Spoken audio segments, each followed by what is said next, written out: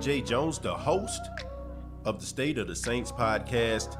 And I want to let you know that the State of the Saints podcast is brought to you by Manscaped. Over 2 million men worldwide have joined the movement for all their below-the-waist needs. Engineers for the last 18 months have perfected the greatest hair trimmer ever created, the Lawnmower 3.0. The third-generation trimmer features a cutting-edge ceramic blade to reduce grooming accidents thanks to their advanced skin-safe technology pioneered by Manscaped. You can choose the Lawnmower 3.0 as well as other items by going to manscaped.com, and you can also save 20% by using the promo code State of Saints. That's manscaped.com.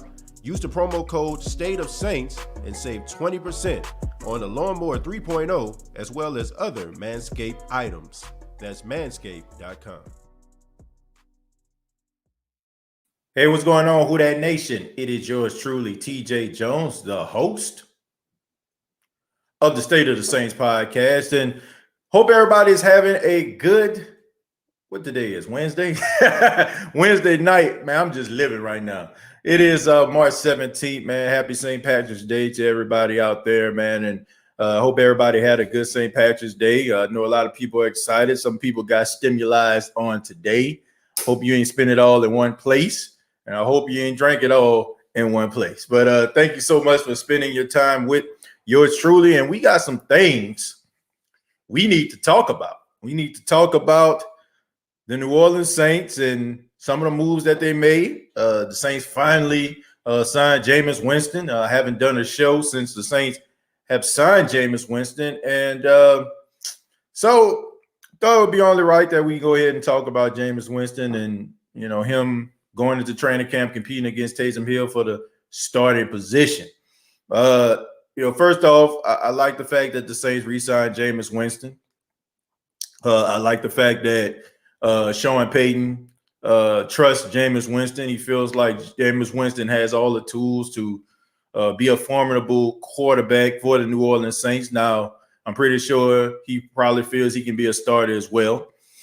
I just believe that Jameis Winston just made a positive impression on the team last year.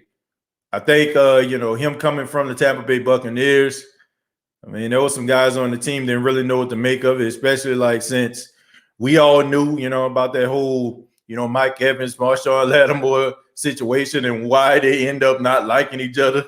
I mean, Jameis Winston was at the front of that, but he came in, man. Jameis Winston came in, older, wiser. Seems like he was in better shape. Seemed like he was more determined to be successful. The fact that the team that was drafting him felt like, he wasn't good enough to go forward. So Jameis Winston, man, signs a 1-year deal with the New Orleans Saints, and, it's a prove-it deal. It's 1 year, $14 million, but it's loaded with incentives. And Jameis Winston is betting on himself. He's going out there, he's betting on himself, and he feel like he's going to cash in the long run, which makes me have a little bit more respect for him, than I did before, because he could have easily went out here. His agent could have possibly got him landed somewhere. He could have made X amount of dollars, X amount of years, and, he probably would have struggled, and the narrative about him would have been amplified. But he decides to come back because he feels like the Saints are going to,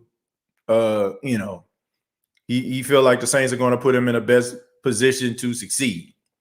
But I like the move, man. I think that Jameis Winston is going to eventually become the Saints starting quarterback.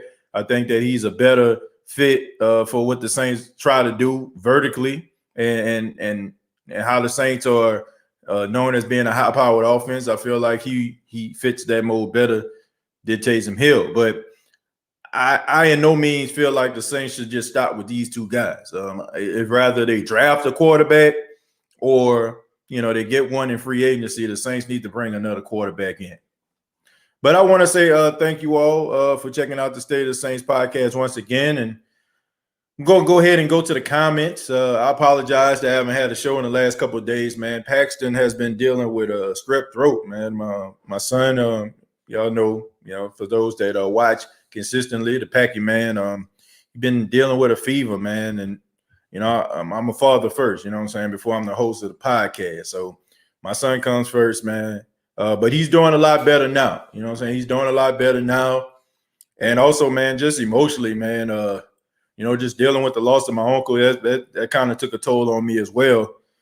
And you all know, man, when I got other things going on, it's hard for me to get behind this mic and give you all the same type of show that I normally do. But once again, Paxton is doing better.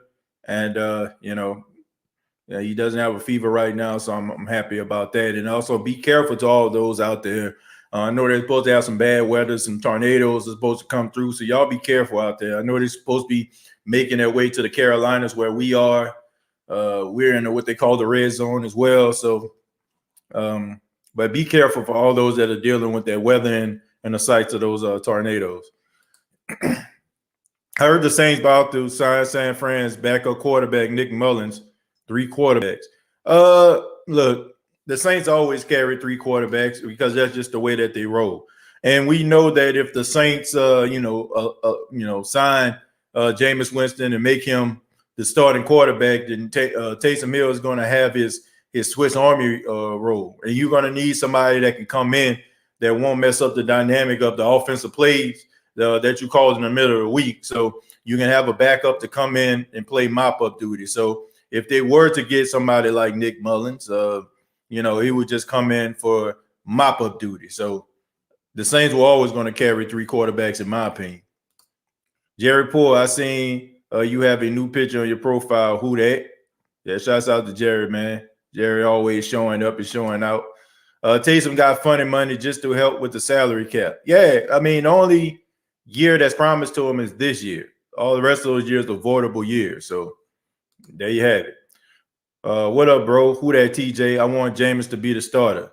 I think a lot of people want Jameis to be the starter. You got some people out there that don't feel like Jameis Winston is worth being a starter.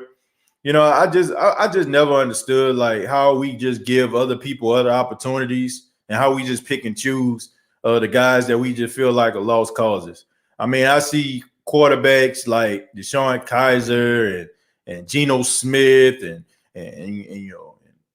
people like Sam Darnold and Mitchell Trubisky. These guys get opportunity after opportunity, and these guys haven't put up nearly the amount of yards, touchdowns that Jameis Winston has. But Jameis Winston throws a lot of interceptions. Well, I mean, Jameis Winston throws a lot of interceptions. He threw a lot of 30 interceptions one season, and all of a sudden he just trash. I don't get it. I don't understand how guys can't change the narratives about themselves.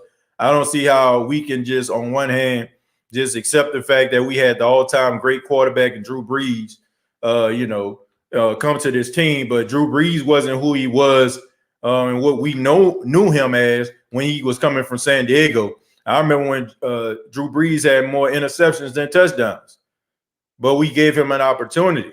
So why not give Jameis the same type of opportunity? I mean, I have my reasons for some of you, but not everybody. I can't put everybody in that category. I won't, but some of you, I know why. But I think we need to get this guy an opportunity. Finally, what took you so long? Like I said, Paxton been sick, so father first, coach. Father first. Nothing comes before my family. That's just what it is. I mean, when my son is sick, he has a fever. He laying on me because he's not feeling good. Your boy not going to do no show, okay? No matter what. I don't care what's going on. I don't care who retired. I don't care who the Saints signed. Packing man, my wife, family come first. I'm pretty excited to see what comes of a former number 1 overall pick. There was a reason he was taken number 1. Absolutely, guy. Sometimes guys fall into a bad situation. And I often say, if you're the number 1 overall pick, you went to a bad football team. It's just as simple as that. The team was not very good. The Saints are a good football team, and I just feel like Sean Payton will put Jameis Winston in position to succeed because he's not going to ask Jameis Winston to be something that he's not. That's one thing that Sean Payton does a really good job of. When guys have certain strengths, he utilizes those strengths, and he doesn't shy away from them. He might add a little bit more to a guy's plate, But for the most part, they're going to be doing just that. Thank y'all so much for the comments. And right now, I ask that you just hit the like button, okay? Wherever you are right now, if you're on YouTube, you're watching this right now, please hit the like button. You're on Facebook, hit the like button. Just want to try to add, make sure that, the State of the Saints podcast is being shown, and a lot of people get opportunity to check it out, man. So please just take that 1 second to hit that like button. And also, if you haven't subscribed already, hit the subscription button. Okay. We're close, man. I think, what were we like? I think maybe like 50 subscribers away from 6,000 subscribers. So I need your help, man. If you haven't subscribed to the channel, if you're watching the show consistently and you haven't subscribed yet, just go ahead and hit that subscription button. Lasso says Traquan Smith can develop into more of a deep threat, especially what he did in the playoffs. Yeah, Lasso. Sometimes the book sometimes it isn't written correctly when it comes to certain players, because maybe these guys are being asked to do stuff that don't really play into their strengths as much. Sean Payton does do that, but for the most part, Sean Payton will ask you to do something that you can do well, but you might do something like outstanding, and the reason why you couldn't do it is because you were limited. Shouts out to the East West Sports podcast that I was on a few minutes ago. I was on their podcast, and I said that, I just feel like sometimes, players can be, they can pay the price because, they might do something really, really well, and they can't do it because the quarterback, or, a certain situation. Like Drew Brees can get the ball down the field consistently.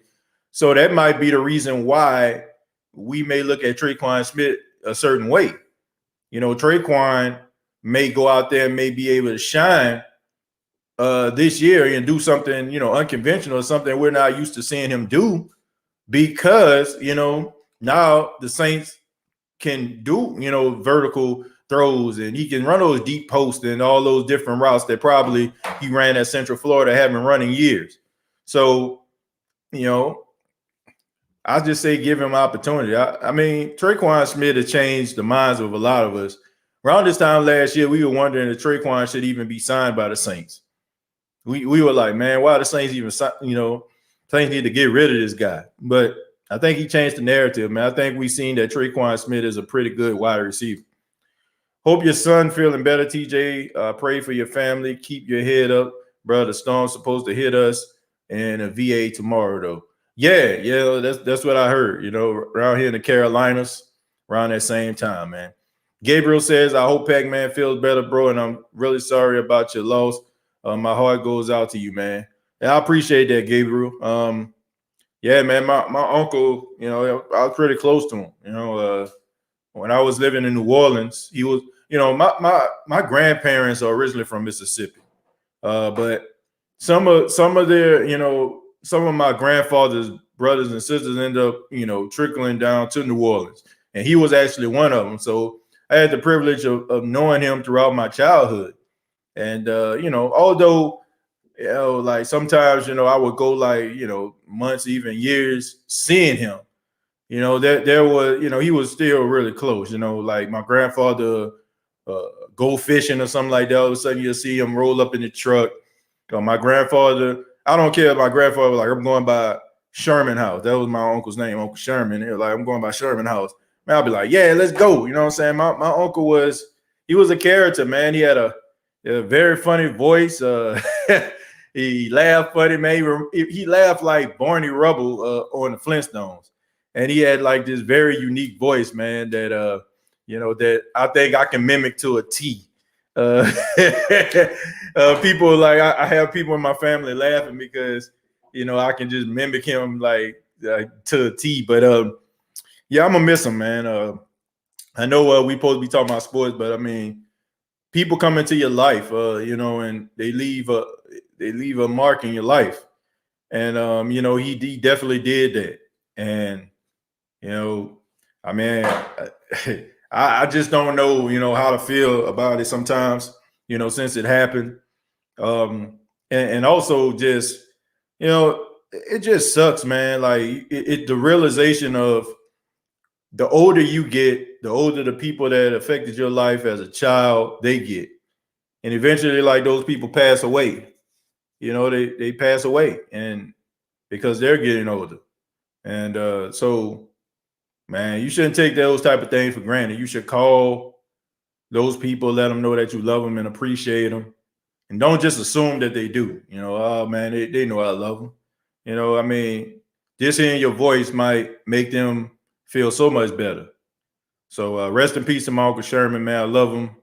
And thank y'all for your concern about that, man. But yeah, your boy hurt.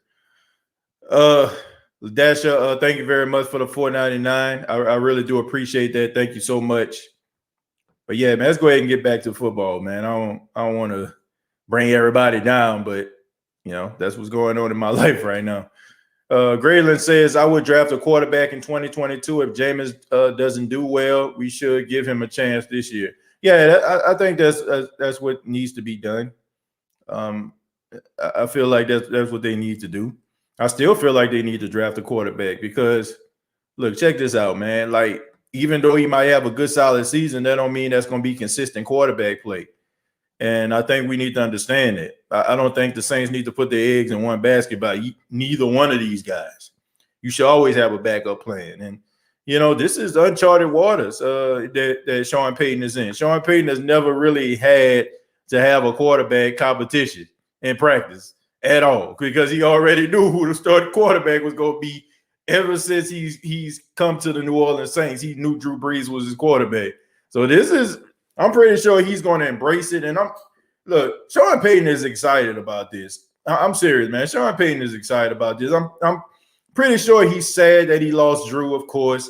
Oh man, Drew, he's gone. You know what I'm saying? He leaves a huge void. But he embracing this right now. You know what I'm saying? Sean Payton is a competitor. And trust and believe, man, you got people that are thinking, and you got some Saints fans that are thinking, and I've seen this, and you ought to be ashamed of yourself. They were like, well, back to 7-9, back to 8-8, like have absolutely no faith in Sean Payton as a coach at all. Okay. Don't believe that Sean Payton is not competitive enough to believe that he wants to be able to have success outside of Drew Brees. Because right now, Drew Brees already submitted his legacy. We know he's going to Canton. Sean Payton, I'm pretty sure a couple more winning seasons, he'll get there too. But Sean Payton wants to prove that he can have success without Drew Brees. Because people are saying that he is successful because of Drew. He wants to show that he can be successful in spite of. So he has something to prove, man. So don't be surprised if this is Sean Payton one of his best years as a coach. They knocking Winston before he got started. Exactly. And they're I just feel like that's hypocritical, right? You can't say on one hand that Jameis Winston, you don't want to give him a chance, but then turn around and say, I gave Drew Brees a chance. Drew Brees was not the Drew Brees we knew coming from San Diego. Go look at his stats. You gave him an opportunity, so why not give it to Jameis? I mean, Drew Brees got benched just like Jameis. Drew Brees threw a lot of interceptions just like Jameis. He threw more interceptions than touchdowns. And I love Drew, but let's put this thing into perspective. There are some people that really are looking at Jameis and saying to themselves, this guy never be a starter just, because of what they see. And then you have those people out there that simply don't like Jameis Winston or being critical of him because he's black. I mean, it's just what it is. Some of you, that's not the reason why. But there's a fair share of individuals that don't want to give this guy a chance because he's a black quarterback. And there's this stigma about black quarterbacks not being smart and, not making right decisions and all that kind of stuff there. But if you fall into that category, then shame on you and come into 2021 like the rest of us. But the ones that are out here that are critical of Jameis Winston based on what he did with the Tampa Bay Buccaneers, That's a whole different organization. Now, if Jameis goes out there and he stinks it up, then by all means have that. You can beat on your chest and say, I told you so, but don't just write this guy off when you haven't seen him as a quarterback of the Saints. Give this guy an opportunity to go out there and change the narrative about himself. You know, it's like a person that, you know, makes mistakes throughout their lifetime. You know, you got some people, you know, I've seen here and heard from here on the State of Saints podcast said that they had to pay their debt to society. They had to spend some time in jail. You know, when you get out, you want people to give you a fair shake. You want people to give you an opportunity to show that you have rehabilitated yourself. And I understand those are two different situations, but when it comes to changing the narrative about you, it's kind of similar. So I do feel like people need to give this guy an opportunity to change the narrative about himself. And then if he doesn't, then you can say, I told you so.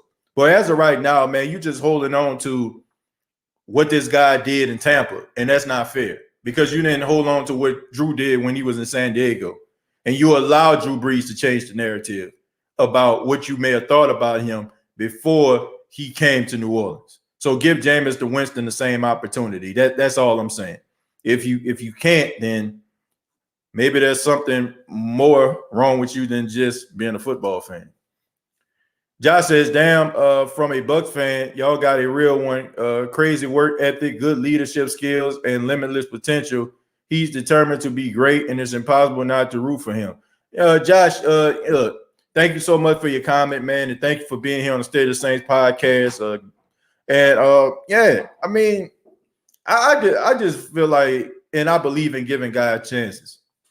You know, I just believe in that. You know, I just don't feel like one bad season should define a guy's entire career. You shouldn't allow that to happen. I won't. If you want to do that, then fine. Okay. If you feel like you know what this guy is going to do before you do it, fine. If you want to be ahead of the curve in your mind, fine. But as for me, I'm going to give this guy an opportunity to change the narrative.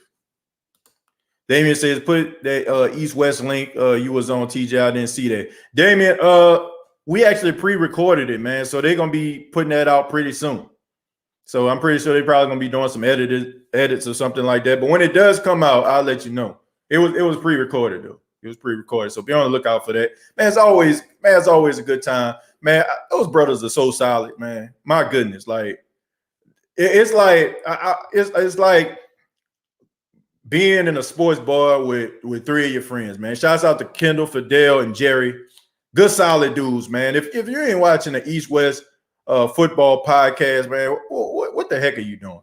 I mean, not only are they chill guys, but they be having some real solid guests on that show, man. Like real solid guests, man. So, man, check them guys out. If you like a laid back, conversation about football, you'll love that. You'll love that podcast. You'll love it. You know what I'm saying? Because it's genuine over there. You know, I love genuine podcasts.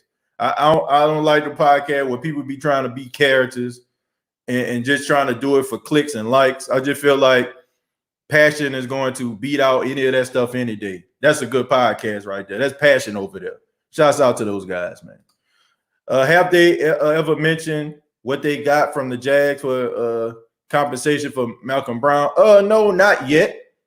I probably hit up some people and see if they know after the show, and I'll let you know. Okay, if it hasn't come out already, I'll hit up some of those insiders that I know.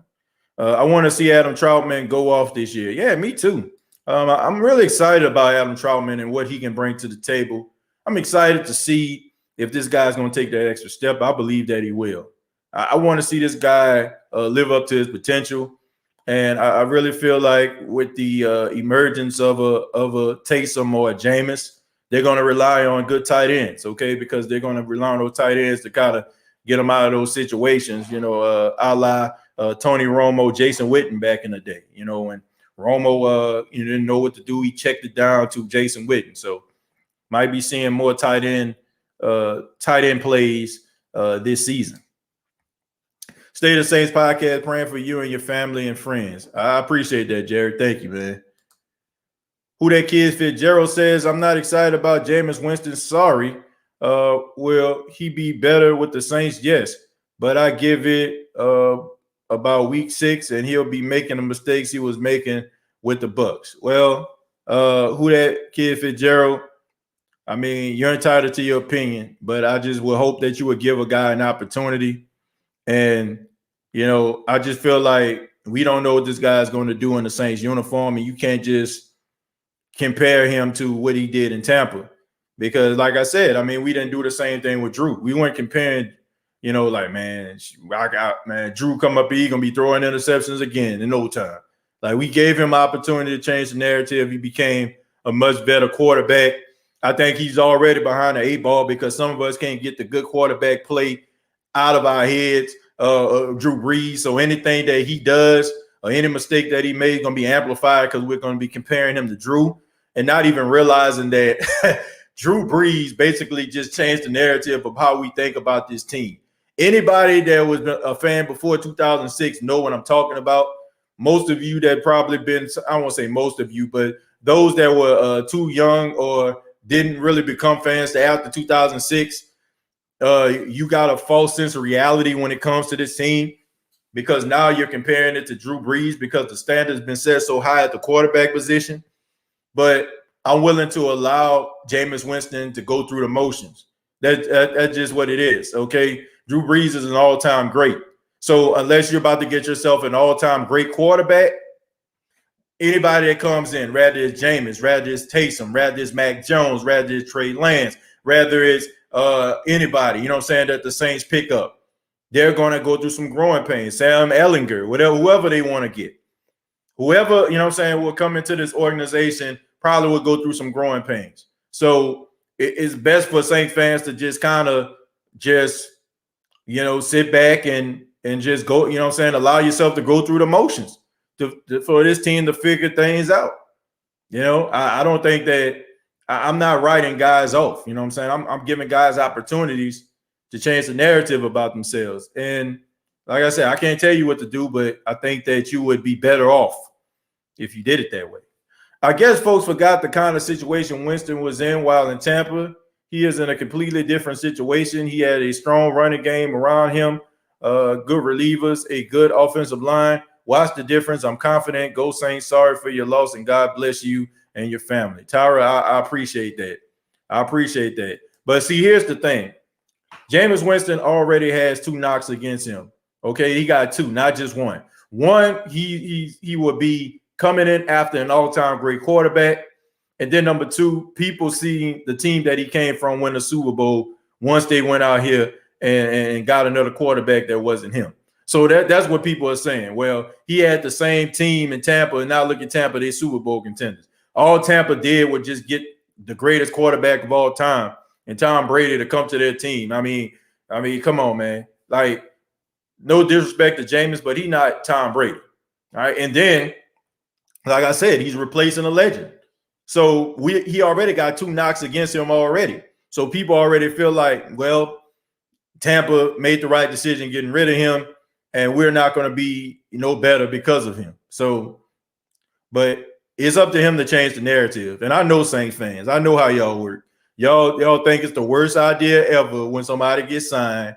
Then all of a sudden, if they come out there and they start balling out, then all of a sudden, man, that man cold. He cold. He a beast. You know what I'm saying? Like, but the only thing that I wish that you all would do would just admit when you're wrong. That's all I want.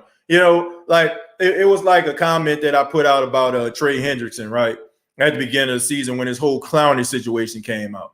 And I was like, I'm not really sold on Clowney. I think the Saints have Trey Hendrickson. He's been dealing with injuries, but I think he can be a good defensive end.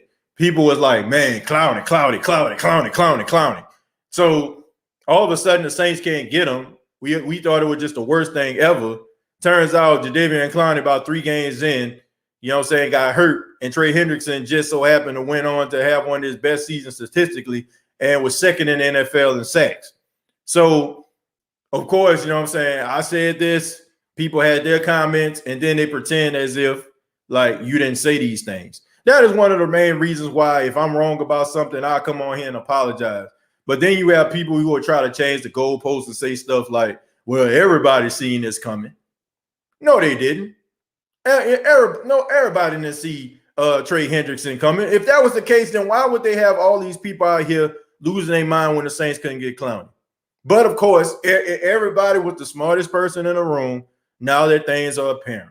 Now, the same thing with Jameis Winston. If Jameis Winston goes out there and lay an egg and you say that he's going to fail, then all of a sudden, no, I told y'all so. You're going to come on here and beat on your chest. But all I'm saying is keep the same energy. If this guy goes out here and he performs well, be prepared to come in here and say that I was wrong.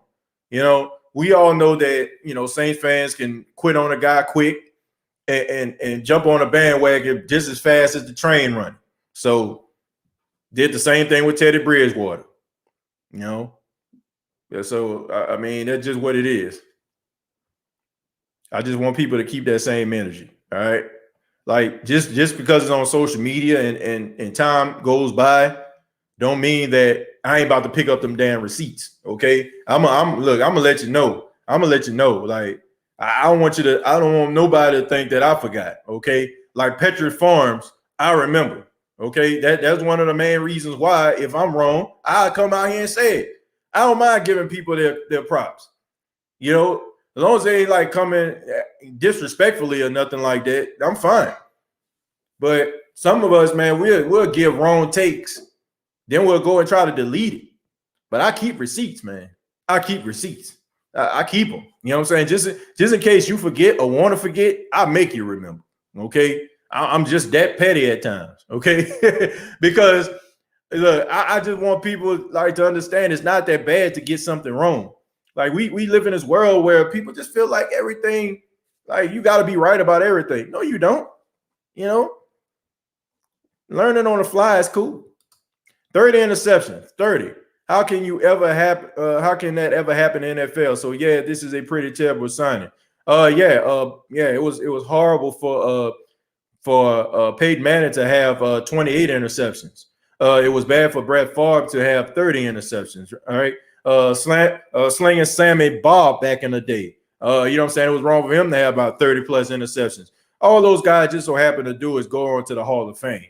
I mean, what the hell do I know? Right? You know, like what the hell do I know? You know, man, we are so quick to write people off, like so quick to write them off, so quick to think that we just got the, you know what I'm saying, got the answers. You know, I can make an argument, dude still threw for 5,000 yards. But we don't want to throw that up there, huh? We don't want to talk about them 5,000 yards that man threw. We don't want to talk about that, though. You can say garbage time or whatever like that, bringing the team back, but he still threw for 5,000 yards. You know, he still had some good football games as a quarterback.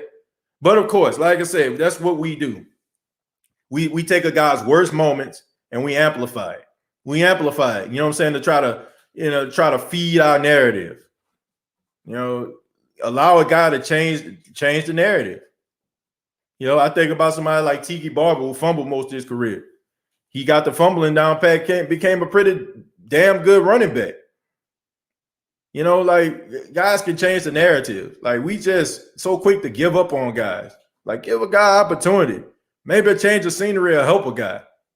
We ain't never seen a quarterback who changed scenery and get better.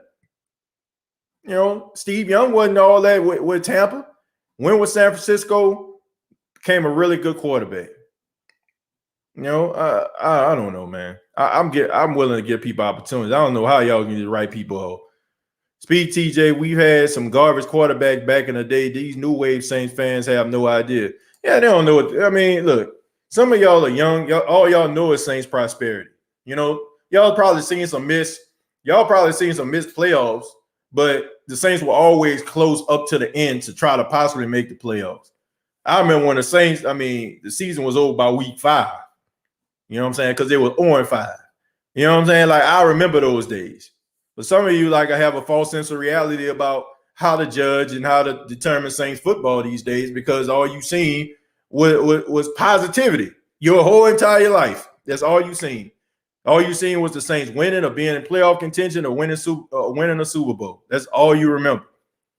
And good quarterback play can sometimes warp our judgment because we just automatically assume like, okay, that quarterback's going. You know what I'm saying? That quarterback going. You know what I'm saying? Okay, now this quarterback right here, he got to know. No, he don't. No, he don't. You know, he got to sling the football down the field. He got to be able to thread that needle like Drew Brees did. Look, everybody's different. And as soon as you embrace that and as soon as you accept that, the better. As long as Jameis doesn't perform like our last quarterback who wore number 2, I think we should be fine. Yeah. Yeah, I agree with that. The man had no line or running game in Tampa. He was forced to pass, and most of the interceptions were because he was running for his life. If you can keep the offense balanced, what you think going to happen? Defenses are going to sit back and wait for the pass. I'm just saying get a guy opportunity. I'm going to stick by that. Are you expecting an extension in the near future for players like Ryan Ramczyk, Marshawn Lattimore, and Marcus Williams doing this with clear salary cap this season? Absolutely. You know, absolutely. That's what we ought to be optimistic about. Because once the Saints extend these 3 guys, then it's going to free up some more money. Yeah, you know what I'm saying? It's going to free it up. So that's why you should be excited as a Saints fan. Because, you know, even though the Saints are out here getting all these first day, second day free agents, like some of these other teams are doing, don't mean that the Saints still can't get quality players, man. We've seen this before. Like Demario Davis wasn't a household name before he came to the Saints. And now look at it. We glad we had him. You know what I'm saying? Like Latavius Murray, he did his thing for the most part, but he wasn't one of those, well-touted running backs when he came to the Saints. And we're glad to have him. So let's give these guys an opportunity, man. Like just because it's a guy that probably middle of the pack or just a solid guy don't mean that we can't get really good production out of him. Exactly. Watch every TO. You will see a few mistakes or a bad decision, or every turnover. I guess you mean turnover. You will see a few mistakes or bad decisions or on Jameis' part, but you will see a quarterback rush to get rid of the ball, or one of his receivers running the wrong route, or even tip the ball. Watch the games. Not all the interceptions are on Jameis. Yeah, you know, look, I would just like any other Saints fan. If you go back in the archives, you'll see me criticizing Jameis Winston and saying that he was in bust territory. I was listening to an old show of mine, last night. And I was like, Jameis Winston is in bust territory. And I still stand by that. He still is in bust territory because he's at a crossroads of his career right now where he can go left or go right. I feel like, the thing about it is, to me, if Jameis Winston was the same quarterback, he did the same things, he looked the same way, then I would be a little bit concerned. Jameis Winston lost about 15, 20 pounds. He works out like like a madman in the offseason. He's doing all these weird, funny, like different exercises to try to make himself better. That shows me right there that the guy actually cares about his career. And also this contract. Like, I don't want anybody to think like Jameis Winston couldn't get signed to a team for a better contract. If you don't think that, then you're insane. This man came on a 1-year deal, on a prove-it deal. The only thing I think mostly guaranteed to him is about $3-4 million. And this man wants to change the narrative about himself and willing to bet on himself. That's one of the main reasons why you should have respect for this man, regardless of how you feel right now. This guy bet on himself. This guy said, okay, I'll take this 1-year deal, but we're going to come back to the table because I am going to make you pay me. And you know what I'm saying? So you got to have respect for this guy in that regards. You have to. So I'm willing to give this guy an opportunity. If a guy didn't care, if a guy didn't want to be better, if a guy didn't want to be a better version of himself, then, you will see some of the same things. You will see him trying to work out the same way. It's not nothing wrong with me. It's something wrong with them. So I don't know, man. I just feel like people just don't give this guy an opportunity, to try to change the narrative. I'm going to give this guy an opportunity to change the narrative because I see he's taking the steps in order to make that possible. You can do that if you want to, but not me. Not me. I just hope that you all don't apply your logic in football the way that I hope you don't apply it the same way in life. Just write people off. Already read that one. And let's see. I'm excited to see if Traquan can stretch the field with Jameis having such an explosive arm. Traquan hasn't shown his capabilities with Drew not having that long ball. Well, Traquan had his best season statistically last year. So he did show flashes. He did step up in games where he needed to step up. And when he was that primary receiver, man, he made some plays. So I give him his credit. I'll give him his credit right there. He'll get better. Winston was bad of an old team in Tampa Bay, but offense was terrible. But now Jordan brought him back to the Saints. Give him a chance. Don't hate on Jameis. He's going to ball out for our team. Look, and that's the thing. I won't go out here and say he's going to ball out. I won't make that assumption. I'm just saying I'm going to give the guy a chance. I'm not even going to say he's going to ball out. I'm just telling people to get a guy a chance. I don't know what he's going to do. I don't know if he's going to go out there and throw more picks than Razor Ramon, or if he's going to, like throw touchdowns all over the place. I don't know what the heck he's going to do. All I'm saying is I'm willing to get a guy a chance. Like, we're so afraid to go back to the dark ages till it's ridiculous. Like, some of you Saints fans, I have to say, man, y'all acting really pathetic and desperate right now.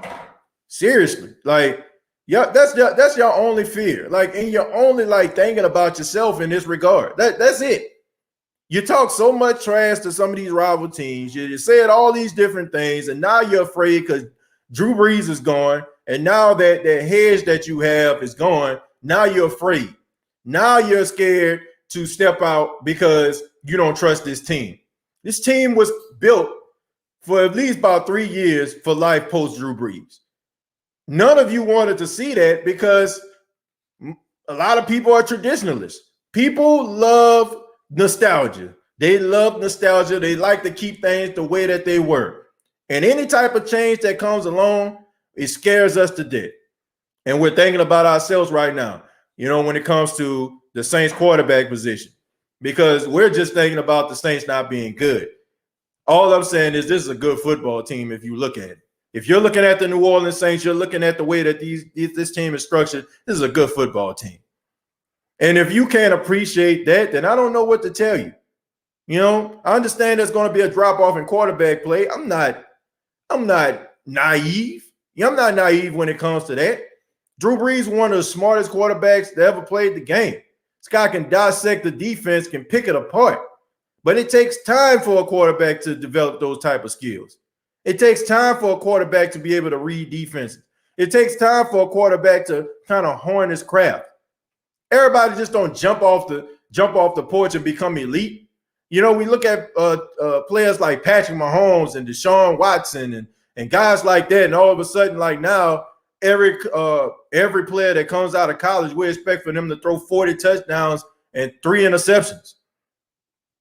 But it doesn't work like that, man. Some players have to develop into that. Some players come in with those rare skills and they get amplified as the years go on. And then you have players that may be late to the party, but they show up.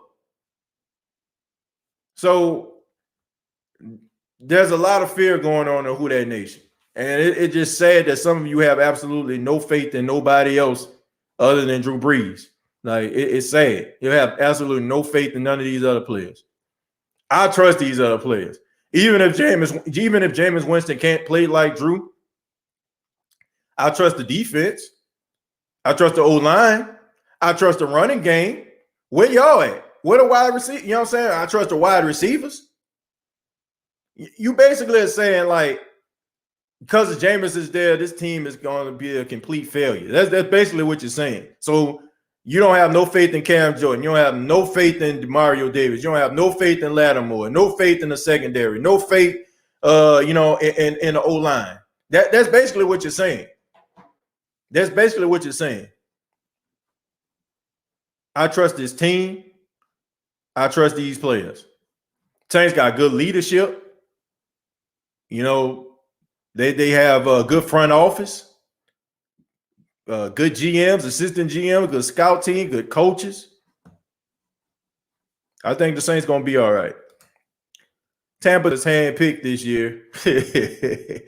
A lot of people feel that way. A lot of people think that the fix was in. Greg says, tell him, TJ, preach it. Now that Drew Brees is gone, I'm actually really excited for next season. For the first time, we have a new season without Drew Brees. We are looking at a different team this season. And that scares the heck out of a lot of people. Why the Bengals and Bills stealing all our players? Because they're good. It's just that simple. They can bring something to the table. So I would too. As a Saints fan, shouldn't we root for all the players to succeed? Geez, I love Drew, and Sundays will not be the same without him. But we have to move forward and support our team. Who that? Lisa, absolutely. You know, like that's the thing. Like, we're so emotionally involved, and we got so caught up in Drew Brees to, you know, like I said, people just feel like, you know, the team is not going to do anything outside of him. You know, like this team went 8-1 without Drew over the last 2 years. 8-1. 8-1. So I don't know why, like, I don't know. I just don't know why we just quit on the squad like that. You know, I just don't. Like, my goodness. Roderick, thank you very much for the $5. Says, I believe this year we will be more run heavy with the signing of Alex Amara. Yeah. He's a really good fullback, and I'm glad the Saints got him. It's been a while since the Saints has had that fullback that can catch the ball and also give you some solid blocking. So that was a good pickup. Tyra says, I'm down with that. Lattimore on one side, Sherman on the other. He still got a few good years left in him. Let's get it. Look, I'm not so bought in on Richard Sherman as the player. I'm mostly bought in if he was to come in as a mentor. I really feel like he can kind of be in that role like Malcolm Jenkins was to Marcus Williams, you know, to help him, to guide him, to, you know, be able to, you know, bounce ideas, you know, have somebody to bounce ideas off. I'm really thinking that the Saints should sign a rookie cornerback, bring them in. And I'm really excited about Keith Washington, man. Like, I think Keith Washington is a guy that nobody's really paying attention to. He was a rookie out of West Virginia, had a little bit of a red shirt year. He was on the practice squad the majority of the year. He camped out over there.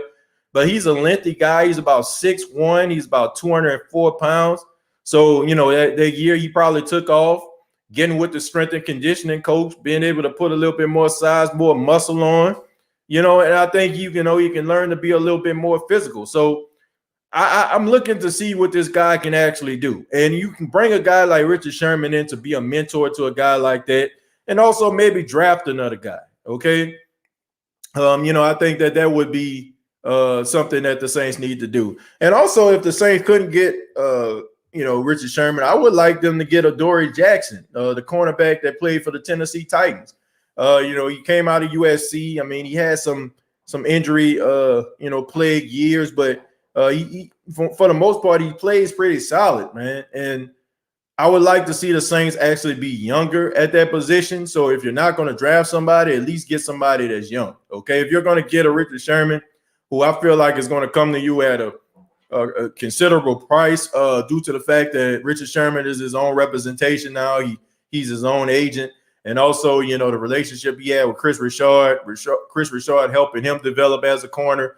You might be able to pull that, but I don't just feel like Richard Sherman should just be the answer. I feel like you need to draft another guy, have confidence in Keith Washington, or, you know, get somebody like Adoree Jackson, somebody that's young, that can come in and step into that role as well, and have that dynamic of a young guy and an older guy that he can learn from. So I think that would be a really good fit. Brandon says fans are forgetting the compensation picks are very valuable to the Saints. The Saints are getting a 4th-round pick for Trey Henderson. That was a rotation player in 2022. Yeah, that's true, Brandon. And the thing about it is, the Saints can use those picks, even if they don't use them to draft somebody, they can use them to move up in the draft. And we all know that the Saints can be extremely aggressive in the draft. We know they're not afraid to move up if they see a guy that they like. So, yeah, man, I can see the New Orleans Saints using those picks to their advantage, rather than drafting a guy that can be, a guy that can help out the team, or a guy they can use as, use a pick as trade to move up to try to get somebody else. We've seen the Saints become like extremely aggressive in last year's draft. They only had maybe about 3 or 4 draft picks, last year. And, when you're dealing with salary issues, that's something that you might want to look into as well, using those picks aggressively to move up to get the guys that you want. So definitely is a good thing for the Saints. Who that Fitzgerald says every time the NFC South defense team face Winston this season, they're going to be licking their chops and rubbing their hands like Birdman because they know a pick 6 is coming. If you say so, man. If you say so, I would like to know who do you think the Saints need to get? I already know, but I think I already know who that kid Fitzgerald. Who you gonna say? Well, we need to get Russell Wilson. We need to get Dak. We need to get Deshaun Watson. People like that. But realistically, you know what I'm saying? What would be your alternative of a person that you feel like the Saints need to get? And keep in mind, like the Saints are pretty cap stricken, like that. Keep that in mind. So who you want to roll with? Who you want to roll with? That's like that logical. Now like somebody that for a fact that they can get that is going to give you serviceable quarterback play. Feel free to comment and let me know who you feel like it can be in that role. That's going to give you Drew Brees type numbers. That's going to give you 70, because I feel like that's what you're looking for. But who's going to give you 70%, completion percentage? Who's going to give you 30 plus touchdowns, 4 interceptions, and you know what I'm saying? It's going to be in contention for league MVP that you can just get off the street. Please let me know, and then go ahead and comment, and then tell me who it is, because I'm curious. Let's see. Baby Mackin says Jameis still has a lot of potential. I agree with that. Coach Payton, trust him. I trust him, TJ. I do. I just feel like people don't give that man credit. I don't feel like they give that man the credit that he deserves. Shows they not real fans. They only Drew fans. Exactly. Bro, with Jameis and Deontay Harris going to be insane. Facts, TJ. I trust this team. When they were the worst team in the NFL, I still trust them. Now, the New Orleans Saints, I don't care who the quarterback is, as long as he does his job the way he's supposed to do it. Yeah, like I said, I just want to know who going to come in and give you those type of Drew Brees numbers, because that's what we're comparing them to. That's how we can come up here and say, oh, he's not the answer, because we comparing them. So I want to know who's out there right now that's going to give you 70% completion percentage consistently, who's going to give you 30 plus touchdowns to single digit interceptions, and who is going to be able to read defenses like him that you can just get off the street, you know what I'm saying? Like, or, have to make a trade. And you can make a trade with a team that's not going to exhaust your team in the future. Somebody please tell me. I'm rolling with whoever they got under center. We have Sean Payton. That's what I'm saying. Hey, yo. Razor Ramon. Losing Janoris is a big hole, needs a solid number 2, either in a draft or free agency. I agree with that. I feel like they need to use that first-round pick on the corner at this point. These will be the same fans who will hop back on once the Saints start back went. Basically, like I said, they just never seen life outside of Drew Brees. Taysom ain't it. Sorry, we seen him. Will he win games? Yes, but if we're down, I can't see him being able to get us back in it with passing. Look, he came close in that Philadelphia game. I'll give him that. He came close. But just didn't pull it off. There are film analysis of Jameis Winston. Go watch them and then form your opinion. Don't go look at his highlights. There are film breakdowns. He's actually elite. It's his decision. Look, and that's the thing. Like, man, shouts out to all the Bucs. It's crazy. But even the Bucs fans, you know what I'm saying, who have won the Super Bowl, are telling you all that this guy, you know what I'm saying, is pretty is good. Like look, as much hardship and frustration as this guy has given that franchise, you know what I'm saying, with the turnover, they still are here telling you that this guy has room to grow. What does that tell you? Like, they followed this guy way more than we have. So if they can sit up here as champions, you know what I'm saying, and lose this guy and win a championship and still say that this guy has room for improvement and he's really good, that speaks volumes to me. You're right, TJ. The Saints is a really good team with a great coach and one really trash player, and name is Winston. Well, all I'm saying is if he comes out there and he plays really well next season, will you come on the State of the Saints podcast with the same type of enthusiasm and apologize to Jameis Winston if he comes out there and play well? I mean, don't have the hot takes who that kid Fitzgerald and just say the man trash and then go missing if the guy goes out there and he plays pretty well. So, you know, have the courage of your conviction. You know what I'm saying? Like, be able to come on the show and admit if you're wrong. Okay, if you're right, we'll give you props. But if you're wrong, make sure that you show up. That's all I'm saying. If you're willing to do that, I'll roll with it. All I'm saying is nothing really you can do about it, who that kid Fitzgerald. So you're gonna have to embrace it, man. You're gonna have to embrace it. So it's best for you to, you know, go out there and, you know, and just look at it and have a fair assessment, then already come to your conclusion, because anything he does, like, you're setting yourself up for, you know what I'm saying, for a lot of frustration. Because if you're already going into the season like that, any mistake that he made, whether it's little or huge, is going to be amplified. It's going to be amplified because you already feel that way. So I just say go in there, you know, on a clean slate and, you know, and enjoy the season. Hey, TJ, Clarence, thank you very much for the $15. Says, hey, TJ, we will be okay. We have to continue to trust our coaching staff. If he can't make it here under Coach Payton, he won't make it anywhere. Look, 11-5, 10-6, count on it. Well, you know, I think what it would be, you know, because they got an extra game. So it'll be 11-6, you know what I'm saying, or 10-7 or something like that. So there's an extra football game this season. So it's going to be 17 games. So hopefully they can be 12-5 or 11-6. Hopefully. Winston can win the first 3 games with 400 yards per game and then throw an interception and people start saying, I told you so. Yeah, that's what I said. People already got their opinions formed. So it's man, I don't know, man. It's almost like, man, y'all know I'm a wrestling fan, right? I use a lot of wrestling analogies here on the State of the Saints podcast, but there's a wrestler out there right now.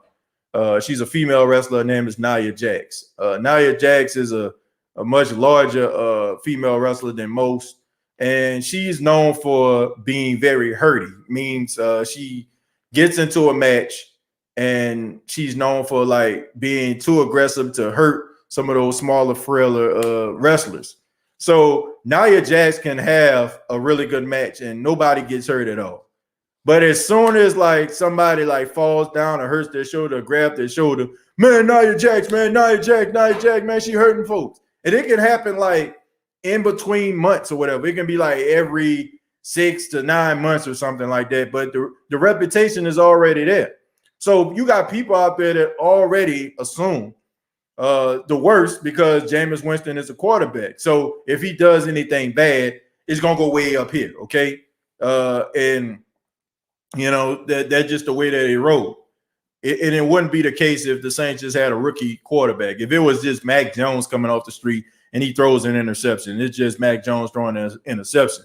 But if Jameis throws an interception, oh my goodness, the sky's falling. It's the worst thing ever. So, yeah, I just want people to give this guy an opportunity. Might have some bad games, you know. Everybody have bad games, but if he can play serviceable and they can play good defense, play good complementary football, the Saints should be okay. Red Buck fan from pre-2020. I like much respect. Same with Panthers fan. Can't say the same about Falcon fans. Yeah, man, I can't roll with them. I got love, you know what I'm saying? Archangel, who always comes here. Shouts out to him. I mean, look, all of it is just, you know, it's just friendly competition. I don't wish, you know, bad on anybody. You know what I'm saying? It's just, you know, a little friendly competition, you know, taking verbal or in this case, virtual jabs at one another. I just feel like if people are just taking it way too personal, you know, I just think that you're taking it too far. But it's fun, you know, I don't have an issue with that. John, thank you very much. Y'all give a special shout out to John. John says he just subscribed to the channel. So thank you so much, man. I appreciate it. And if you have not already, man, please sign up, subscribe to the channel. Okay. Become a supporter on Facebook. And also, man, hit the like button for those that are watching on YouTube right now. Please go ahead and hit that like button for your boy. And also, man, the State of the Saints podcast is brought to you by Manscaped. Manscaped is the official sponsor of the State of the Saints podcast.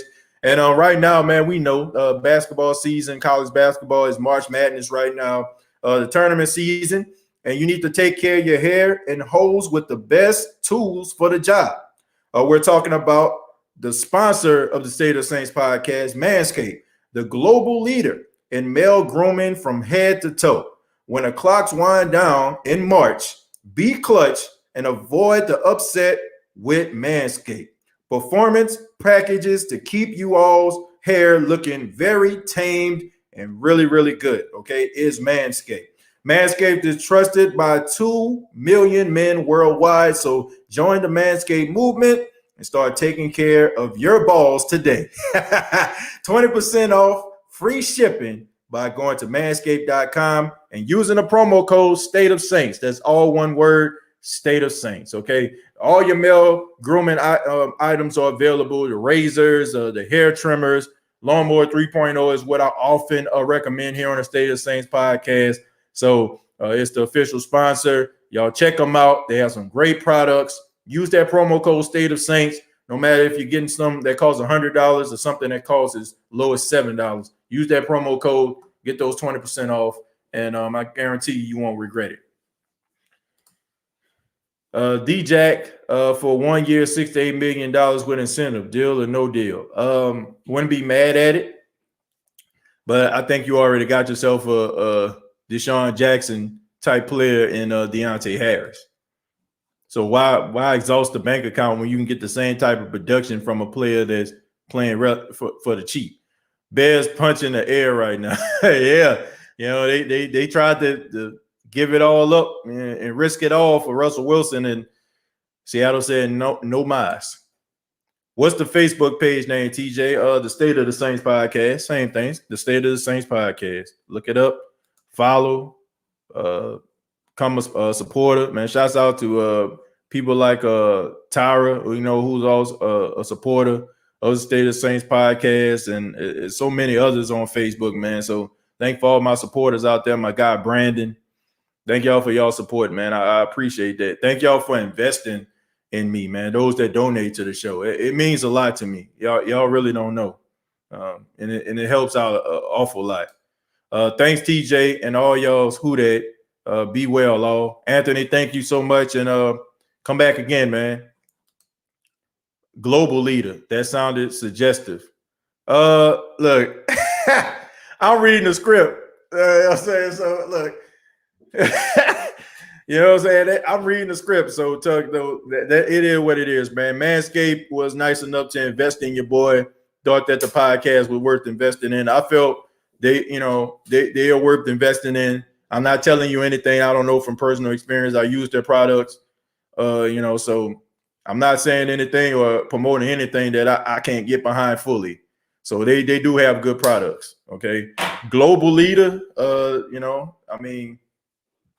I'm pretty sure they are because a lot of different sports shows sponsor this. All the Smoke.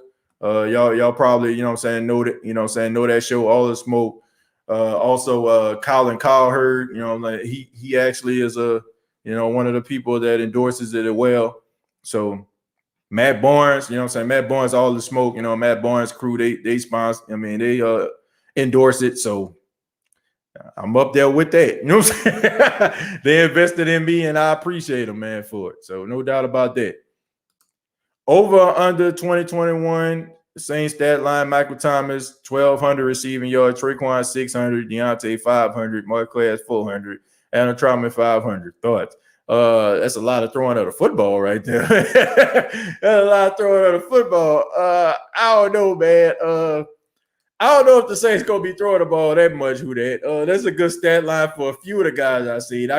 It's realistic with the Troutman, and I can see Traquan and Mike, but man, you throwing a football a lot. Ooh, boy, you're in arena football territory right there. But if it was there, that would be great. But I would want the Saints to run the football a little bit more than some of these. You done put almost like about 4,000 yards up there, and you ain't even count. I don't even think you put Kamara up there yet. He's gonna be catching the ball out the backfield, and he's always up there close to 600-700 yards. The Red Pearls, so true. Let's not forget, he beat on the best teams in college in the championship game and against the SC freaking C, the toughest division in the NCAA. Yeah, well, college, it really don't mean much. Sometimes those guys can't transition to the pros, but I get what you're saying. On big stages, he always came through. So, yeah, you definitely can apply it there. Saul says, great show, TJ. Saul, I appreciate that, man. I appreciate it. Thank you so much for stopping by. Love this show, TJ. Thank you, man. Look, I love you all being here. You all make this show what it is. Damien says, did anyone see that damn Pelican? Oh, man. Didn't see it, heard about it. Shouts out to my guy, Brandon, man, who is a passionate, and I do mean passionate, Pelican fan, man. He was upset. Didn't watch the game, but I heard about it. That's the type of games that get coaches fired. That's all I'm going to say. TJ, how you feel about AJ Green signing with the Cardinals? I like it. I'm happy for him to get out of that, that purgatory. It's sad that, he's towards the tail end of his career, and finally they're going to have some quality quarterback play out there. But AJ, he needed to change the scenery, man, and I'm glad he got it. Because the Brown family, man, they hold on to players with the jaws of life. They do not trade players. They do not release players for the most part. If they draft those guys are there for the long haul. It's all good. Ups to mankind. Let's see. I see you know his history too, and he's a Heisman winner. I guess you mean Heisman. He knows how to win. He does it before. Just needs the coaching, which he has now. He's already elite. You all to see. Yeah, I just say give him a chance. I don't want anybody. I ain't trying to change nobody. Mind about if you think that he can play or not. I'm saying get a guy a chance. Okay, that's all I'm saying. I don't know what he's gonna do. He can go out there and throw for a bunch of yards, be in contention for league MVP, or he can go out there and throw interceptions. I don't know. All I'm saying is get a guy a chance, give him an opportunity to change the narrative of what we think about him. TJ, enjoy your show. I watch lots. Keep up doing things, bro. I appreciate that, Byron. Thank you. Yeah, man, we definitely keeping it going, man. Look, we didn't came too far to turn back now. You know, we've at this day for going on 3 seasons now, and I'm enjoying every minute of it, man. I get opportunities to talk to great people, you know, like yourselves, interview great, great players, borderline Hall of Famers, Super Bowl champions, beat writers and people that we respect in the sports world. So loving it, man. Loving it. Speaking of which, man, we're going to have a guest next week on the State of the Saints podcast. Bryant McFadden, former Pittsburgh Steeler, 2-time Super Bowl champion, and also part of CBS Sports. BMAC has his own podcast, CBS Sports. And looking forward to talking to Brian McFadden, man. Hear what he has to say about, Drew Brees retiring, also the NFL draft, and ask him some more questions as well, man. I mean, it's going to be here on the State of the Saints podcast, but it's mostly going to be, for the State of the Game podcast, because we're going to be talking about things other than the New Orleans Saints, but we're going to be talking about that too. But Brian McFadden will be on the show next week. Supposed to get with him this weekend to come up with a definite date, but Brian McFadden, former Pittsburgh Steelers, 2-time Super Bowl champion, will be here on the State of the Saints podcast. So be on the lookout for that, man. It got some people that like the Steelers that tune into the State of the Saints as well. Jose says, you want it to be 3rd and 4 to keep the other teams pass or run. Saints need a balanced game, but run more. They definitely need a balanced attack. And Jose, they were actually transitioning to having a balanced attack, running the football with Latavius and Alvin. And you're really going to need those guys to step up this season because you don't have, that quarterback that is just strategic, man. You know what I'm saying? Like you don't have that right now. You know what I'm saying? Like I'm pretty sure, if Jameis comes in or Taysom comes in, whatever the case may be, if they're dialed in, they can get to that point. But yeah, man, it's gonna take some time. So you need those other guys to step up and be able to bail these guys out and help these guys until they become more comfortable with the offense. LASIK should sponsor the huddle next year. Well, if he ends up, I'll tell you what, man. If Jameis Winston comes out here and becomes like a borderline league MVP, whoever gave that guy LASIK, I definitely would put my name out everywhere, man. I gave LASIK to Jameis Winston. Boy, would you believe the sales you would get, the attention that you would get if you was to do that? If Jameis Winston goes out there, resurrects his career, I mean, the eye doctor that gave him the LASIK, man, I mean, my goodness, I mean, the money would just start to flow in because everybody would want some of that Jameis Winston eye surgery. You need to do the State of Wrestling podcast after the show's live. Look, I thought about it.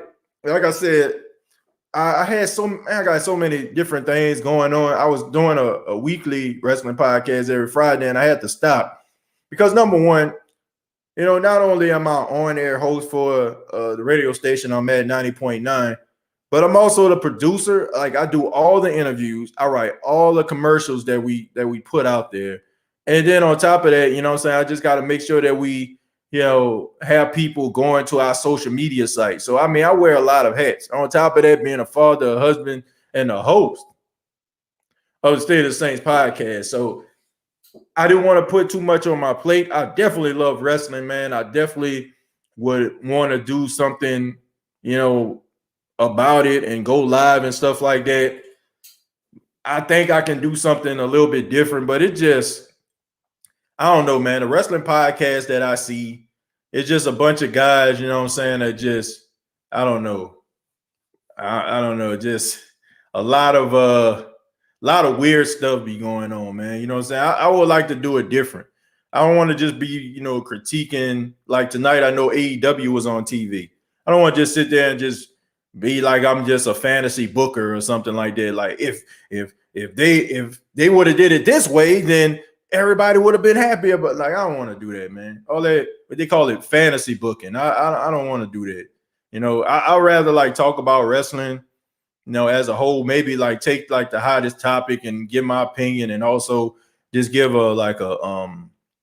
wrestling profile like I was doing before, but to consistently do that live, one, you know what I'm saying? Like, man, sometimes wrestling is kind of horrible, man. I can't see myself sitting up 3 hours dedicating my life to some of that trash I'll be seeing, But I'm a huge wrestling fan though, and some of that stuff is rinse and repeat. I would trade Super Bowl 44 for Drew Brees getting his fairy tale ending. Cash Black. But here's the thing. If the Saints didn't win a Super Bowl in 2009, would Sean Payton still be this head coach? Because you got to remember, man, they went that first year, right? They went 10-6 NFC Championship game. Then the Saints went 7-9, 7-9, 8-8. They missed the playoff 3 straight years, and there was some whispers like, "Oh man, what's going on with Sean, man? Like, man, maybe they need to go in another direction." So that Super Bowl came right on time for the career of Sean Payton. So who's to say if the Super Bowl 44 championship didn't happen, would Sean Payton still be the head coach of the Saints? I can't say confidently that he would have. I mean, Tom Benson was still alive at that time. You know what I'm saying? Tom Benson was, you know what I'm saying? We know that Tom Benson would you can let him go now. You can let him go. So I don't know if Sean Payton would still be here. I don't know. So that Super Bowl came right on time. And it also allowed Sean Payton some leeway. Because now you're, you know what I'm saying, you're the winningest coach in Saint franchise history. You're a Super Bowl champion, bringing legitimacy to this team. It sounds different than, close but no cigars. Oh, you made the playoffs, but you didn't win. No. I mean, you basically would be asking him to be Marvin Lewis. I mean, that's just what it is. So Marvin Lewis spent 12 years with the Bengals, end up getting fired. So that's basically what you're doing right there. So I wouldn't think Sean Payton would be the coach if they didn't win that Super Bowl. But I would want him to have his fairy tale ending. Dwight says, fans don't know that Jameis was number one in most than just turnovers. He was number one in third down conversion and a few others. That's because people don't care about those type of things, man. The only thing they care about is what people tell them to. Man, look, we need to form our own judgment. We need to stop just going like. It's amazing how we talk here on the State of the Saints podcast, and we all in agreement about how the media creates this narrative about Drew Brees not being a top 10 or not being an elite quarterback or the Saints not being a good football team. And then we'll turn around and regurgitate everything the media says to us about a player that we don't like. Can't have it both ways. To fight your argument and then turn around and say, well, the same person that you saying criticize Brees, he said this. No. Hell no.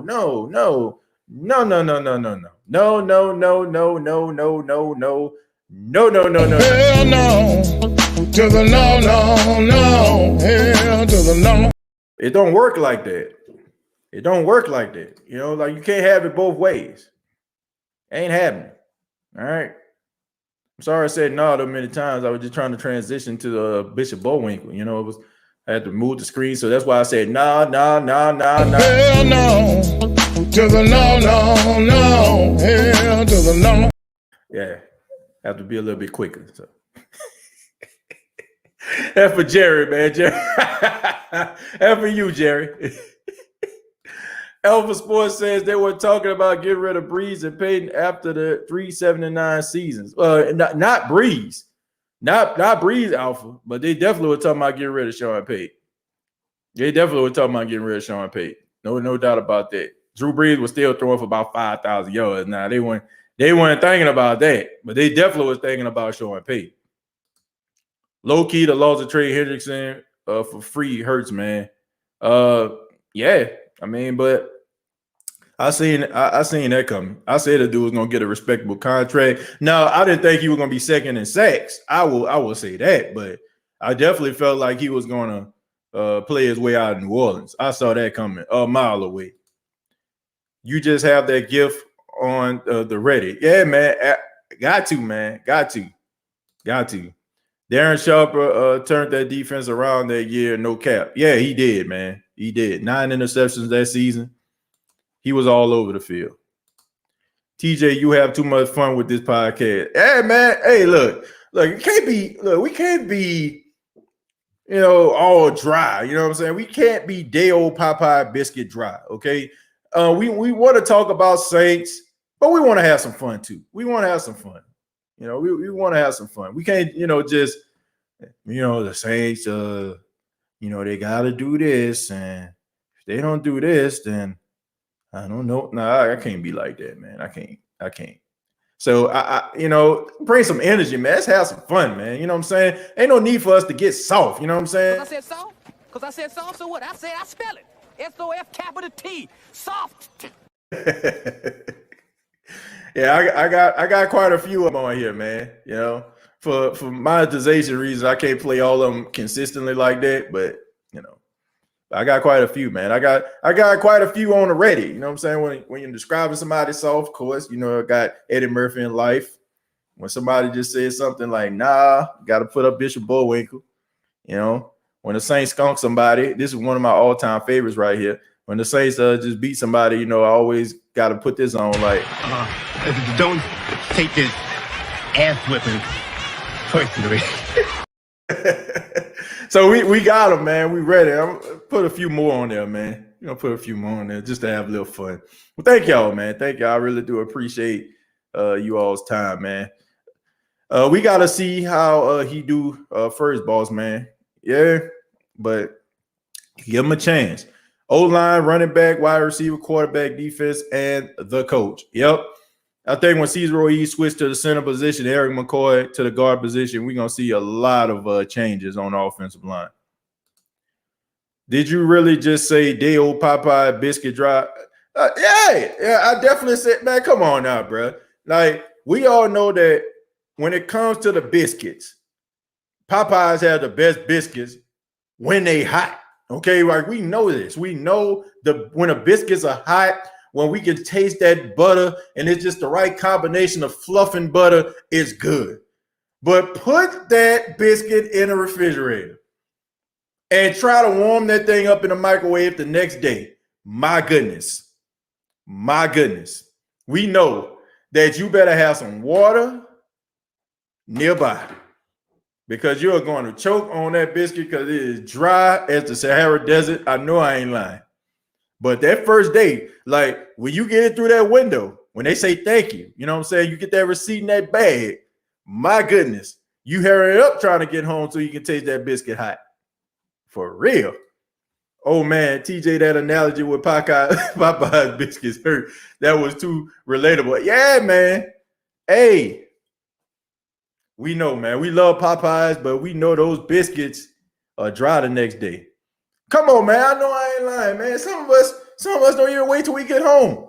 Some of us if we riding alone, we'll put the bag on the passenger side seat and we'll open up the box and we know they put the biscuits in, in there with the Popeye chicken. We'll pull a biscuit out or break off a piece of just to taste the biscuit hot. I know I ain't the only person that do that. I know I'm not. We're going to taste a fry and we're going to taste a biscuit. Might taste some chicken, you know what I'm saying? Like, depends, you know what I'm saying? Like, some of us might taste a little bit, you know what I'm saying? Might put a little grease on our hands, but we definitely breaking off a piece of that biscuit and we definitely going to eat a fry. I know I ain't the only person that does that. I know I ain't the only person that do that. Go ahead and tell me. Go ahead and tell me I'm the only person that gets the bag, puts it on the passenger side seat, and eat at least one biscuit, one fry out the bag. TJ looked like Jared Cook. I definitely don't look like Jared Cook. Nah, I don't look like him at all. That man about 3-4 shades darker than me. Voice about 4-5 times deeper than mine. Jared Cook be like, well, we have to make sure that the offense, works really hard to help Drew. I can't even talk like that guy's voice so deep. Like, he always started off with the I think that we have to play better. But I believe this offense can get the job done. I can't even talk like that voice. That boy voice deep. Sound like John Coffey on Green Mile. I'm off of Todd Boss. Dog Todd. I'm Todd Boss. He do got that one about Todd Boss voices, man. I like him though. I like Jerry Cook though, man. I like the guy. Now I'm going to Popeye tomorrow for lunch. Thanks, TJ. And I think Popeye they owe me that because I'm pretty sure the way I described them biscuits, I think I deserve a check for that. Jerry Cook is clapped. TJ, you're the only one laughing. Just kidding. Well, even if I am, man, you gotta laugh at yourself sometime. You know, I don't care. I don't mind laughing at myself. Sometimes if you can't find yourself funny, then you can't expect nobody else to find you funny. Yeah, TJ, I ain't gonna lie, I do that sometimes.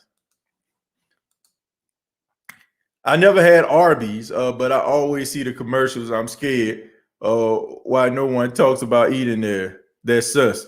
Yeah, that reminds me of that Simpsons episode when I think who was that? I think somebody said, "I'm so hungry, I can eat at Arby's." And everybody like, "Oh my God!" Like, you must be really hungry. Yeah, you don't really hear anybody talking about eating at Arby's like that. You know, they just got those very clever commercials. The guy with the deep voice, Arby's, we have the meats, but you know, you don't really hear nobody really eating them. You know, I knew a girl I was cool with when I was in college. She worked at Arby's, man. She always used to show love, man. I used to come there, slide through. She always used to come through, you know what I'm saying, with the sandwiches or whatever like that, you know. I mean, it could, you know what I'm saying? It was all right. Had better. I eat all my fries first. Soon as I pull out the drive-through, I pull out the fries and eat while driving. Hey, man, I think everybody has done that before. Drew Brees is a number. We will never have a quarterback like Drew Brees. Absolutely. So we don't need to compare no other quarterback to him. But we can't help ourselves. Popeyes on Canal used to have breakfast biscuits. Kendall, yeah, you're right, man. And a long-ass line, too. Yeah, that was one of the – hey, but it was so nice, man. It was like one of the first Popeyes I seen that had upstairs. That's how Jay Cook sound, talk like in deep voice. Yeah, he definitely have a deep voice. This is one of the best episodes, no cap. I appreciate that, man. Carla is laughing. Made Michael Clark Duncan rest in peace. Yeah, Michael Clark Duncan, man. I'm tired, boss. I'm tired of all the evil in the world, boss. TJ, you cool peoples like the podcast. Steve, thank you, man. Man, thank you for stopping by again, man. Appreciate it, Steve. Steve Steve made the show last show, man. No disrespect, nobody else comment, but Steve, he was coming through with the heat last episode, man. So shouts out to you, Steve. September says, I wouldn't pull all the eggs in one basket, though. Jameis suspect. I agree. I said at the beginning of the show, I don't know, you know. I mean, this was at the beginning. Well, hour and 28 minutes into this thing. But I said you shouldn't put all the eggs in one basket. I definitely said that. That was how I really pretty much started it. I said you should definitely try to draft somebody or get another quarterback through free agency. But you definitely don't need to just put all your eggs in one basket. Definitely not. They can still trade for Wilson. Nah, I think that ship is sailed, man. Hey, TJ, you gonna eat your cornbread? Hey, you gonna eat your cornbread? Uh-oh, trouble. Nah, man, that's definitely a classic. Life is a classic. Biscuits put butter in microwave, but drank lots of water, so throat won't be dry much. Look, man, if you got to do all that to eat a biscuit, I think we pretty much summed it all up. Okay, if we got to go to science class to eat a biscuit, I think we I think we pretty much summed up how dry them biscuits is. Only thing I do at Arby's is Reuben's because not other chains offer them. Okay. Like I said, I haven't had Arby's since 2007, something like that. Jay says, best show ever, TJ. I appreciate it, man. Thank you. That's some transition. How did we go from talking football to Popeye chicken? Well, look, what did they say? They say Louisiana fast. Ain't that what they call it, right? And they always talking about New Orleans style kitchen, right? So you got the New Orleans Saints, you got Popeye's New Orleans style chicken. So we pretty much still on brand here. New Orleans, New Orleans Saints, New Orleans chicken. We on brand, man. Love that chicken from Popeye. Why would we would have beat Tampa if Cook wouldn't have fumbled the football? We were up by 7. Yeah, Tyrese, but in the words of Jim Mora, woulda, shoulda, coulda, but we didn't. Steve says, go look at the play against Atlanta when Jameis ran for the first down on the 3rd and 17. That's my favorite Jameis play.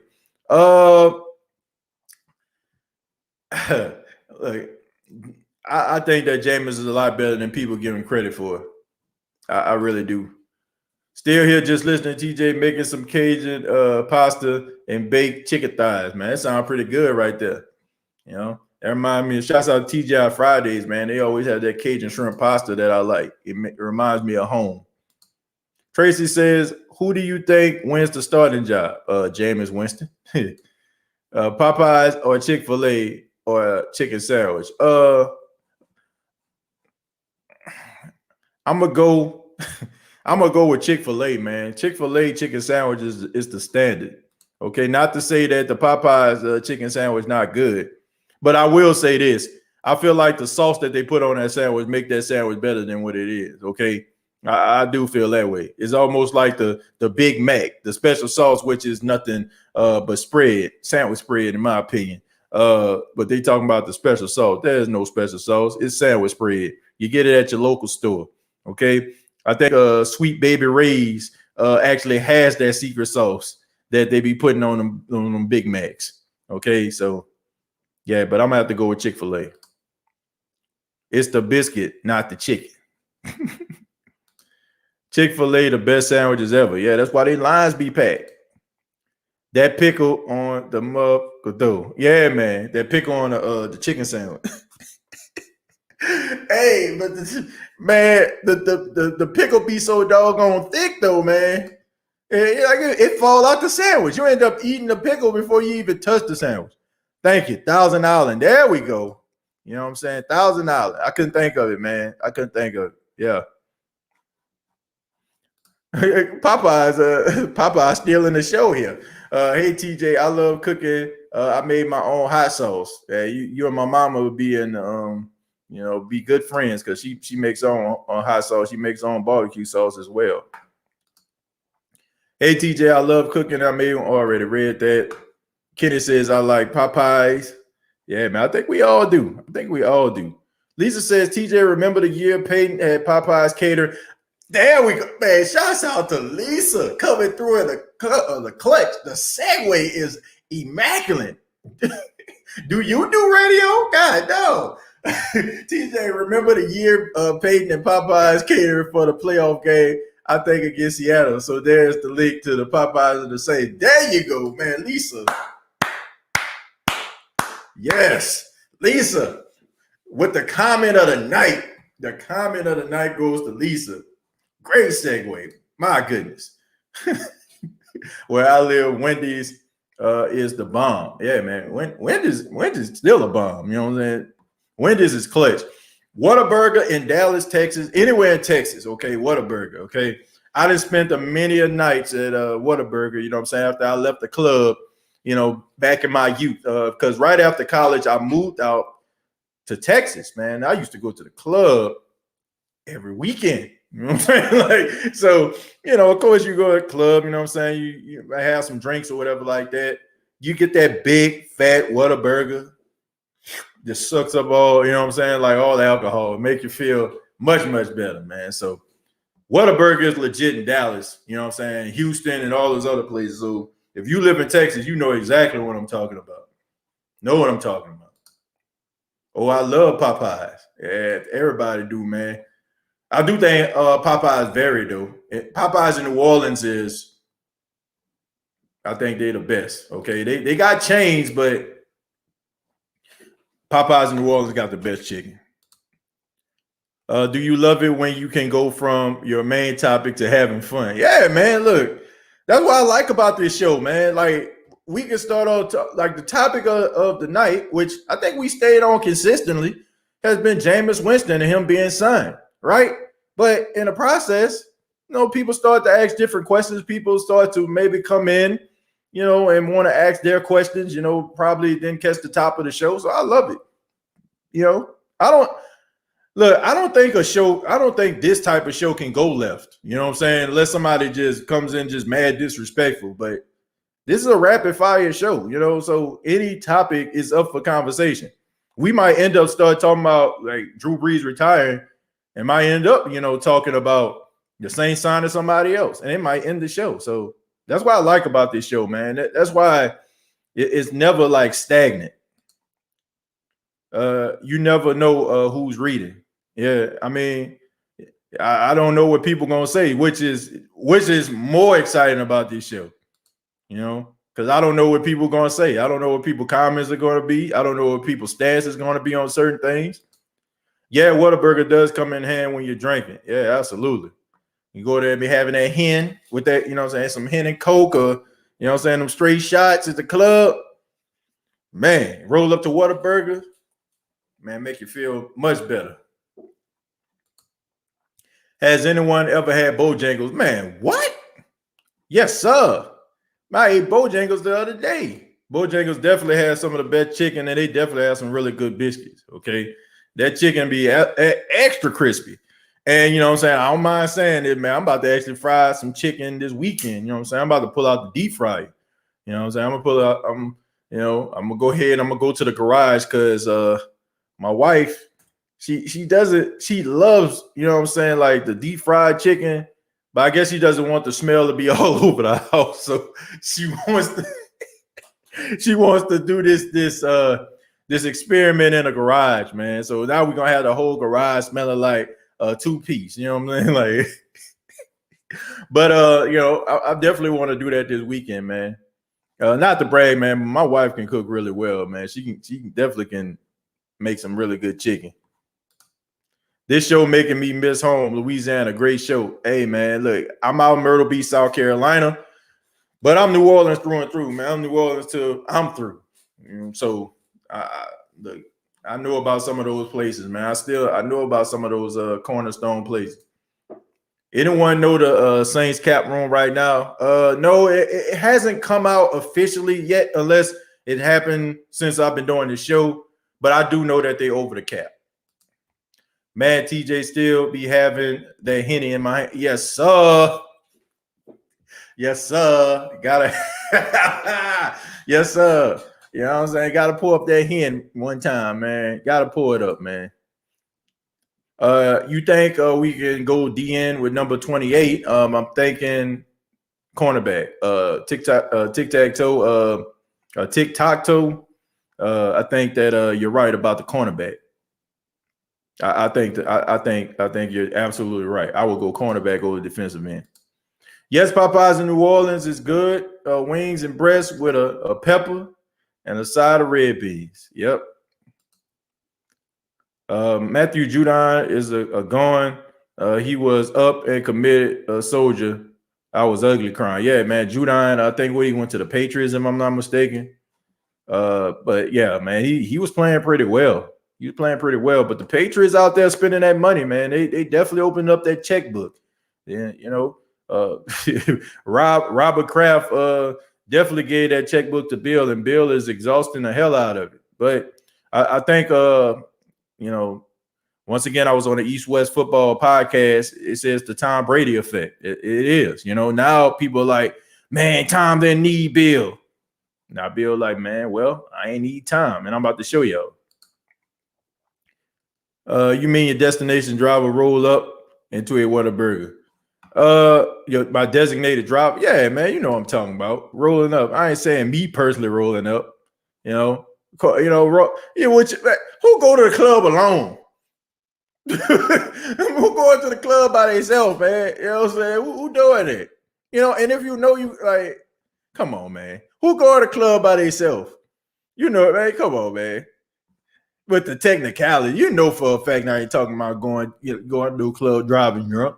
Absolutely not. I don't play that.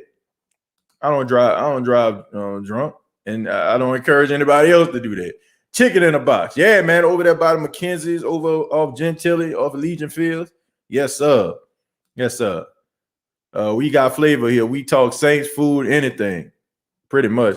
Yeah, Bojangles is fire. If you live out here in the Carolinas or Virginia or something like that, or some of those areas, you know about Bojangles. I don't know if they really out there in the deep south, you know what I'm saying, like Louisiana, Mississippi, and a place like that. But around here, they pretty good. Up and coming soldier on defense, and New England got him. Yeah. Do you think the Saints going to make some more moves? Yeah, but probably not as aggressive moves as you see some other teams that got big checkbooks. But I do expect for them to make some moves.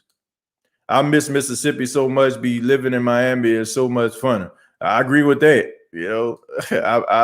I've been to both places. I've lived in Mississippi and I've been to Miami, and there's no comparison there at all. Okay, the only comparison that they have is both of them begin with the letter M. Okay, that's where it is. Wingstop the bomb, TJ. I haven't been a Wingstop in a long time.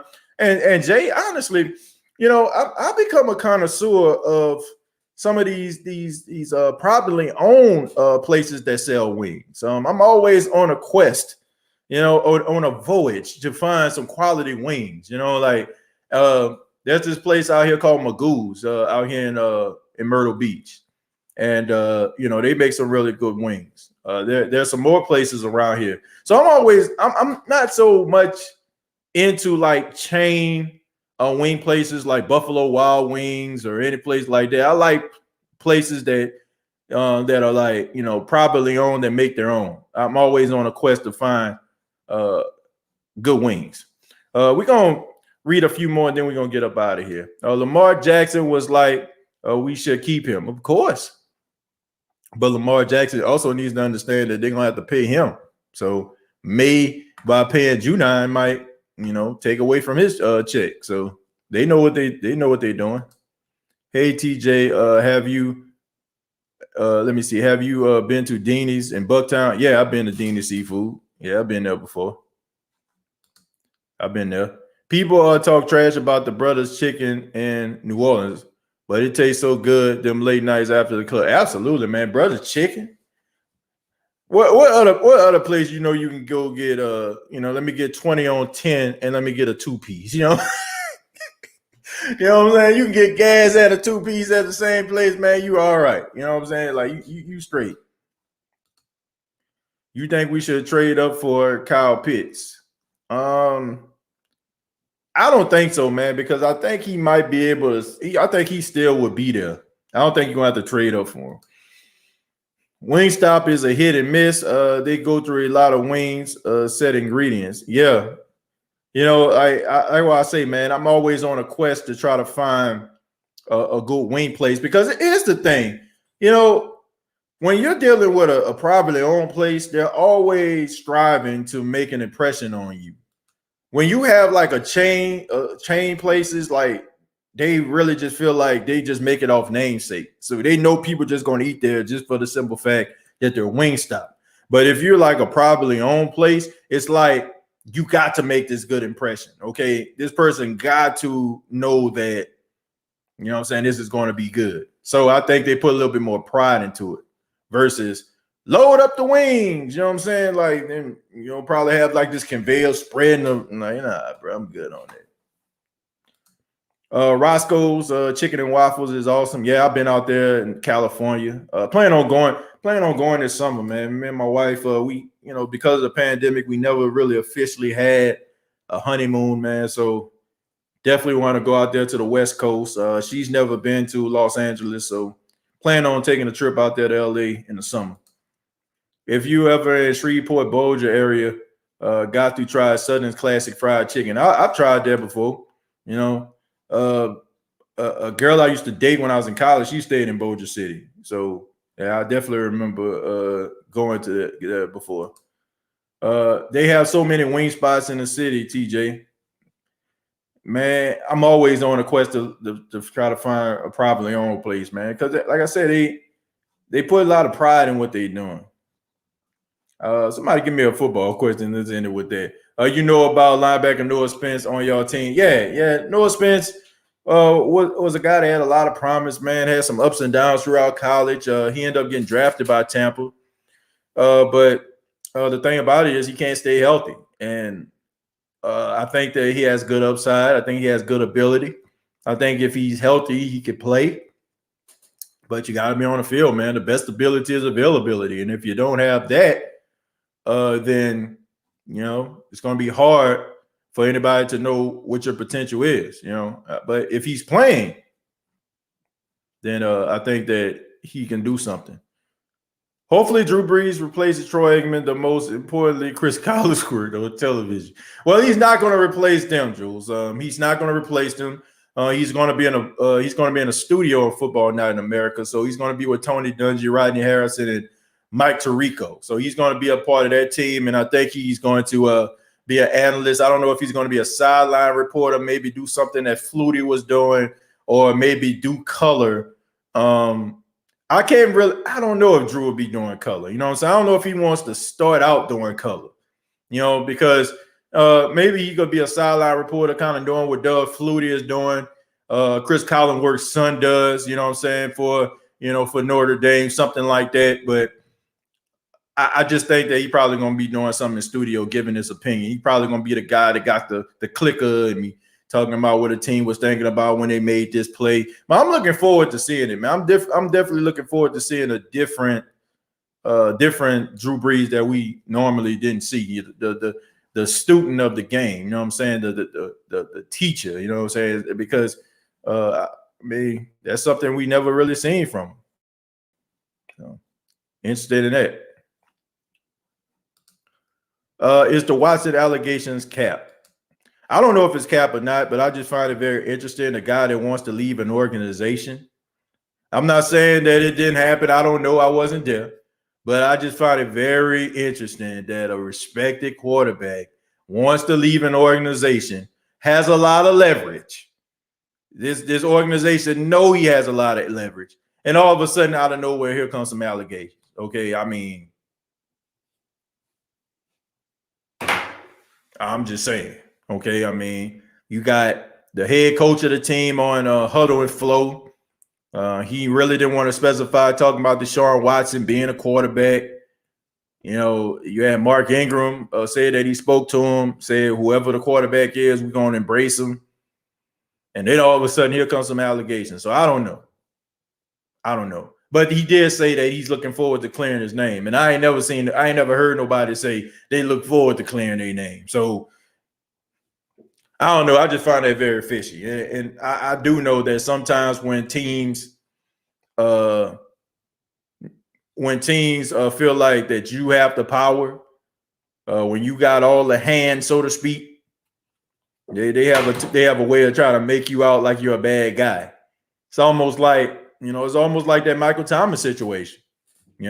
Michael Thomas comes out, people start talking about him fighting with Chauncey Gardner-Johnson and him wanting to leave the team and this, that, and the third. Like, how do you think those stories get leaked out here? How do you think they just automatically just come out? How is it that organizations just be so closed-mouthed about everything, and then all of a sudden they just come out here with these stories? I'm just saying. I don't know if it's true or not. I think that sexual allegations should be taken very, very seriously. I don't know the guy. All I know is he's a good football player, but I just find it very, very, very interesting that you just automatically just come out with these type of allegations. And it just so happened to be a guy that wants to be traded and don't want to play for a team.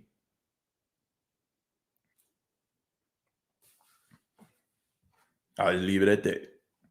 But thank y'all so much for being a part of the State of the Saints podcast, and all those that are checking it out on the State of the Saints, the State of the Game, on Facebook, on Twitter. Thank you all so much.